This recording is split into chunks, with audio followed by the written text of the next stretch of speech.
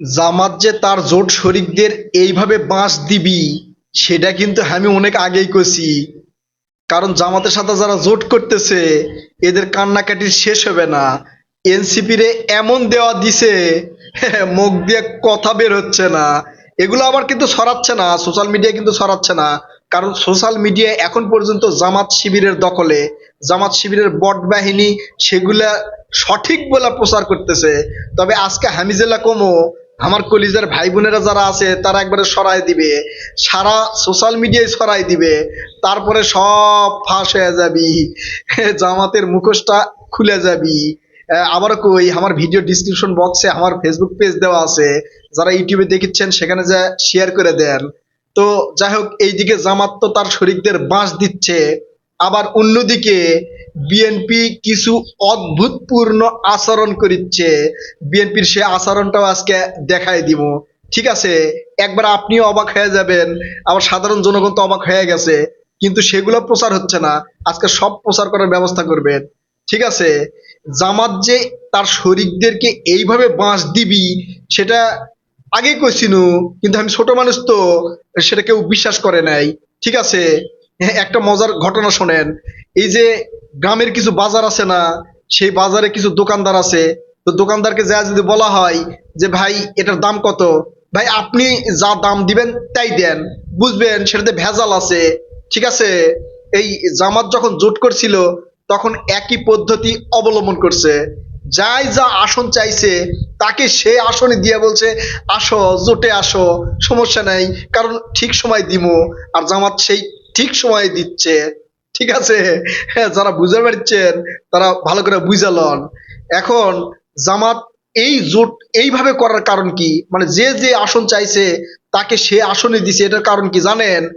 এটার কারণ হচ্ছে ওরা যাতে অন্য কারোর সাথে জোট করবার না পারে, সেই জন্য তাদের চাহিদা মোতাবেক যা চাইছে তাই দিছে।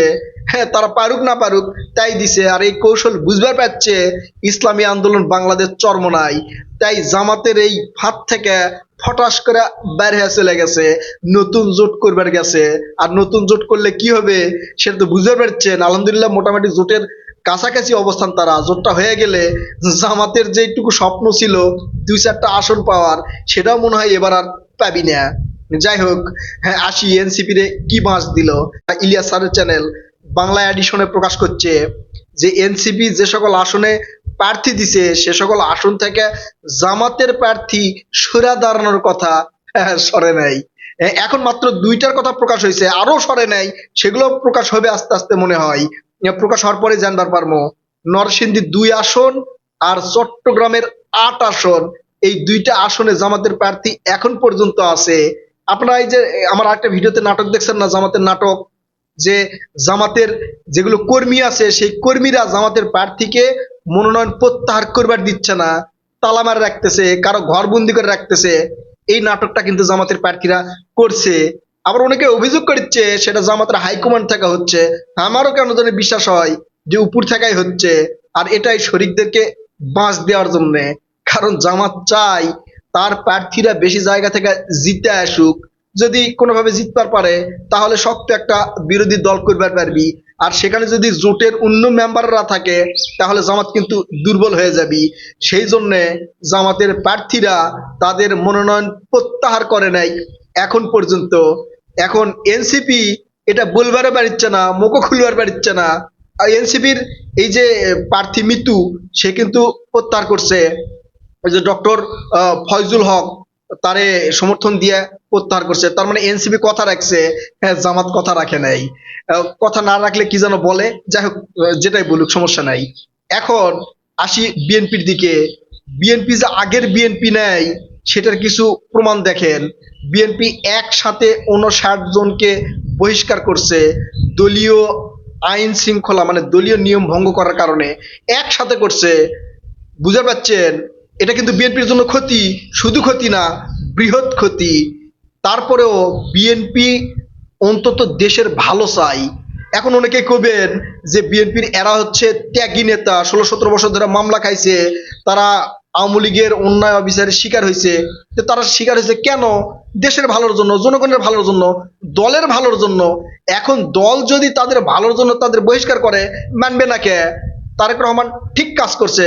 তারেক স্যার সেলুট, ঠিক কাজ করছে। শুধু তাই না, যেদিন বেগম খালেদা জিয়া মারা যায় 30 তারিখ, সেই দিন রুমিন ফারহানা সহ মোটামুটি 9 জনকে কিন্তু বহিষ্কার করছে। তার মানে বুঝতে পারছেন, আবার চাঁদাবাজদেরও কিন্তু বহিষ্কার করছে। যাই হোক, এগুলো হচ্ছে বিএনপির মানে পাল্টে যাওয়ার নীতি। আরেকটা বিষয় দেখাই, এই যে ভিডিওটা দেখেন, দেখছেন তারেক রহমান কি করছে? দেখেন দেখেন দেখেন, ভালো করে দেখেন। তারেক রহমানের দৃশ্যটা দেখেন। এই তারেককে কি আপনারা কখনো দেখছিলেন? এর আগে দেখছিলেন? এর আগেও তো বিএনপির সাথে যুক্ত ছিল। তখন শহীদ রাষ্ট্রপতি জিয়াউর রহমানের ছেলে, বেগম খালেদা জিয়ার ছেলে হিসাবে তখন কিন্তু ছিল। ঠিক আছে, তখন কিন্তু এই আচরণ দেখেন নাই। এখন সে আচরণটা দেখেন। তার মানে তারেক রহমান পাল্টে গেছে। ভিডিওতে যেটা দেখা যাচ্ছে, সেটা বিএনপির মহাসচিব মির্জা ফখরুল ইসলাম আলমগীর কাছে যাওয়ার সাথে সাথে তারেক রহমান দাঁড়াই গেছে। এটাই হচ্ছে সম্মান, শ্রদ্ধা। সে তো দলের চেয়ারম্যান, তারেক রহমান দলের চেয়ারম্যান, আর মির্জা ফখরুল ইসলাম আলমগীর হচ্ছে মহাসচিব। তার মানে তার পরের অবস্থান। তাকে দেখে শুধু বয়স বেশি হওয়ার কারণে তারেক রহমান কিন্তু দাঁড়াই গেছে। অর্থাৎ তারেক রহমান আগের তারেক রহমান নেই, তিনি সম্মান জানে, শ্রদ্ধা জানে। শুধু তাই নয়, এই যে বেগম খালেদা জিয়ার দোয়া মাহফিলে দেখেন হুজুরকে কিভাবে চেয়ার দিচ্ছে, চেয়ার দেখেন। একটা দলের চেয়ারম্যান, অর্থাৎ বাংলাদেশের যে সবচেয়ে বড় রাজনৈতিক দল, সেই দলের চেয়ারম্যান তারেক রহমান হুজুরকে কিভাবে সম্মান করতেছে দেখছেন? দেখেন, নিজের হাতে চেয়ার নিয়ে যায় সেখানে দিচ্ছে। এছাড়াও ওই হুজুরের কথা বলা শেষ হওয়ার আগেই ওই যে পাশে থেকে মাইক নিতে আসছে একজন, তারেক রহমান বাধা দিচ্ছে, দেখছেন? তারেক রহমান বাধা দিচ্ছে। তার মানে বিএনপি কিন্তু আগের মতো নেই। বিএনপির ভিতরে ঢুকে চাঁদাবাজি করবেন, দুর্নীতি করবেন, অন্যায় অবিচার করবেন, আবার এই দলের সিদ্ধান্ত মানবেন না। তাহলে কিন্তু ওই যে পিনাকি স্যারের মতো জয় বাংলা করে দিবি। তারেক রহমান এখন ক্ষমতা চায় না। তারেক রহমান চায় দেশের ভালো, দেশের জনগণের ভালো, যেখানে সম্মান থাকবে, ভালোবাসা থাকবে, স্নেহ থাকবে, জনগণের আশা পূরণের রাস্তা তৈরি হবে। সেটা তারেক রহমান চাই। সেটা যাই ক্ষমতায় আসুক, তারেক রহমানকে দেখে শিখা নিয়েন, অন্যান্য যারা আছেন শিখা নিয়েন। বুঝতে পারছেন? তো অন্তত বিএনপি যে আগের বিএনপি নাই, এটা তো বুঝতে পারলেন। ঠিক আছে, এখন যারা এই যে বলে যে আগে বিএনপি দুর্নীতি করছে, 5-5 বার চ্যাম্পিয়ন হয়েছে, সেটা তো ভেঙে দিছি। ওই 5-5 বার চ্যাম্পিয়নে জামাত যুক্ত ছিল। ঠিক আছে, জামাতকে মাস্টার মাইন্ড বললেও ভুল হবি না। যাই হোক, এখন আপনাদের বলি, এই যে সামনের যেই জাতীয় নির্বাচন, এই নির্বাচনে এখন আপনারা চিন্তা করেন কারে ভোট দিবেন? জামাতকে ভোট দিবেন নাকি বিএনপি কে ভোট দিবেন? জামাতকে ভোট দিলে দেশের বাঁশ, আবার জামাত যদি ক্ষমতায় আসে সর্বনাশ, আর বিএনপি যদি ক্ষমতায় আসে তাহলে আন্তর্জাতিক বিশ্বের কিছু অনুদান আমরা পাবো, ব্যাসপার পারমো খাইয়া পরে, দুমুঠো ভাত খাইয়া পরে ব্যাসপার পারমো। আন্তর্জাতিক বিশ্ব যদি জঙ্গি ট্র্যাক দেয় তাহলে কিন্তু খবর আছে। তো প্রিয় দর্শক, আমার কলিজার ভাই বোনেরা, আমি চাই ভিডিওটা শেয়ার হোক, সবাই জানতে পারুক। তাই আমার আবারও বলছি, আমার ভিডিও ডিসক্রিপশন বক্সে দেখবেন আমার ফেসবুক পেজ দেওয়া আছে, সেখানে গিয়ে ভিডিওটা ছড়াই দিবেন। আর ইউটিউবে যারা দেখছেন তারা ইউটিউব চ্যানেলটি সাবস্ক্রাইব করবেন, লাইক কমেন্ট করবেন। কথা হবে নতুন কোনো ভিডিওতে ইনশাল্লাহ। ততক্ষণ পর্যন্ত ভালো থাকবেন। আল্লাহ হাফেজ।